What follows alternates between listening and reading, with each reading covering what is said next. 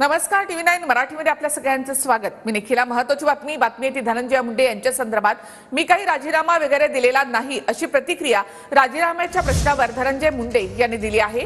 तर नैतिकतेच्या आधारावर निर्णय घ्यायला हवा असं सुप्रिया सुळे यांनी म्हटलंय। धनंजय मुंडे यांच्या राजीनाम्यावर फडणवीस आणि दादा उत्तर देतील, मी त्यावर उत्तर देऊ शकत नाही असं पंकजा मुंडे यांनी म्हटलंय। धनंजय मुंडेंच्या राजीनाम्यासाठी विरोधक आक्रमक, मात्र मी राजीनामा दिला नाही, धनंजय मुंडेंचं स्पष्टीकरण। नैतिकतेच्या आधारावर राजीनाम्याचा निर्णय घ्यायला हवा, सुप्रिया सुळे।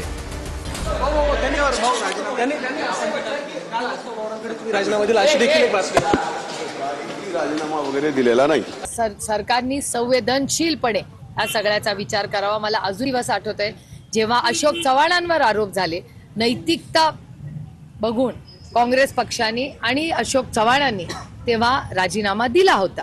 त्यामुळे आता सरकारला ठरवायचंय की त्यांनी काय करावं। मी कुणाचंच काही मागितलेलं नाही, मी एवढंच म्हणते, मी नैतिकतेने निर्णय घ्यावा असं म्हणते। योग्य वेळी योग्य उत्तर देणार धनंजय मुंडे। सुरेश दस सातत्याने तुमच्यावरती आरोप करतात आहेत सर, त्यांना प्रत्युत्तर मिळणार का? काही उत्तर होणार आहे का त्यांचं? योग्य वेळेला खंडणीचे पुरावे समोर आले आहेत। अजित पवारांना राजीनाम्यासाठी अजून कोणते पुरावे हवे आहेत, राऊतांचा सवाल।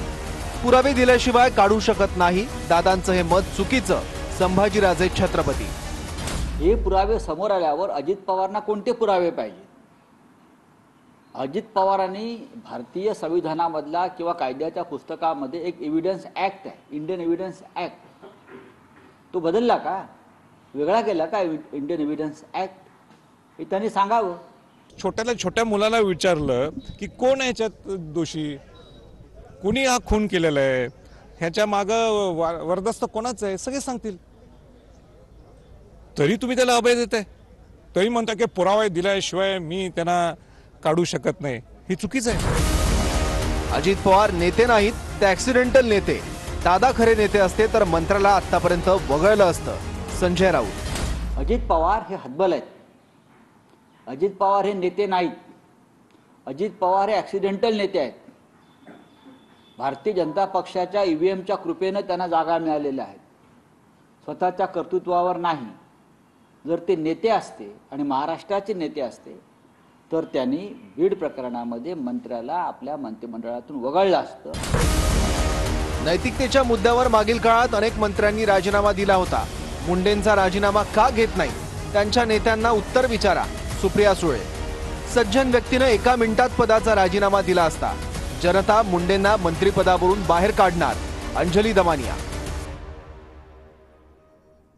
जेव्हा सुरेश धस आणि साळुंके जीही राजीनामा मागतात आणि महाराष्ट्राचे मुख्यमंत्री राजीनामा घेत नाहीत, याचं उत्तर तुम्हाला त्यांनाच विचारायला लागेल, मला कसं माहिती असेल? मला वाटतं कुठलाही सज्जन व्यक्ती जर असता तर त्यांनी एका मिनिटात पदाचा राजीनामा दिला असता की निष्पक्ष चौकशी व्हावी म्हणून मी देतोय असं म्हणायला हवं होतं।